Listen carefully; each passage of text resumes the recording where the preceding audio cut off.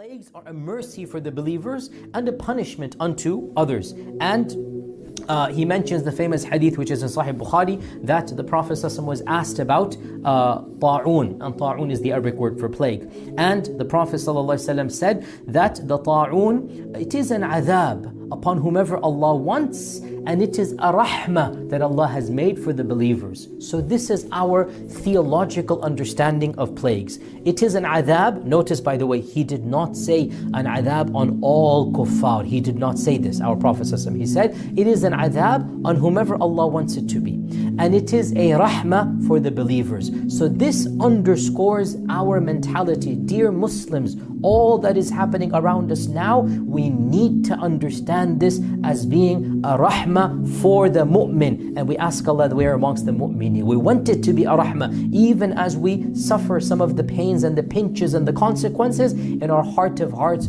our attitude is, whatever is happening, there's a greater wisdom, and in the end it will be a rahmah for me. Famous hadith of the Prophet ﷺ that anyone who remains in a land of plagues and he stays there sabiran muhtasiban, patient, expecting the reward of Allah subhanahu wa ta'ala, knowing that nothing will happen except whatever Allah has willed it to happen, then if he dies, he shall die the death of a shaheed. And Ibn al-Hajar mentions therefore the famous, we all know this, inshallah, I hope we all know this now, that whoever dies because of the plague with iman and taqwa, that death will be considered the death of a shaheed. And this is a great blessing from Allah subhanahu wa ta'ala, running away from plagues, fleeing from plagues. And of course the famous hadith, which is the hadith of Abu Ubaidah and Umar and Abdurrahman ibn Auf, that if you hear of a plague in another land, don't go there. And if you're in that land, don't run away from it. And then he mentions that when is this hadith applicable and when is it not applicable.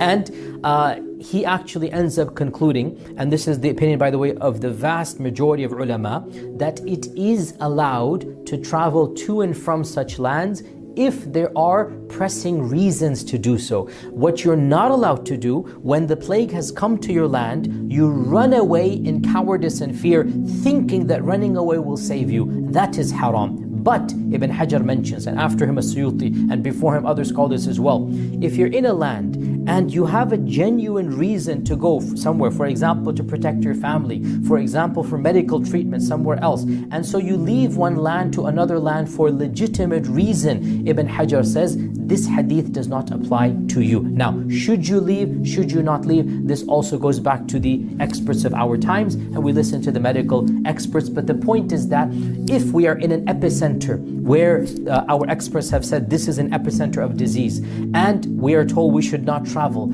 to flee thinking that running away from it is going to protect us, that is obviously going against what our Prophet ﷺ said.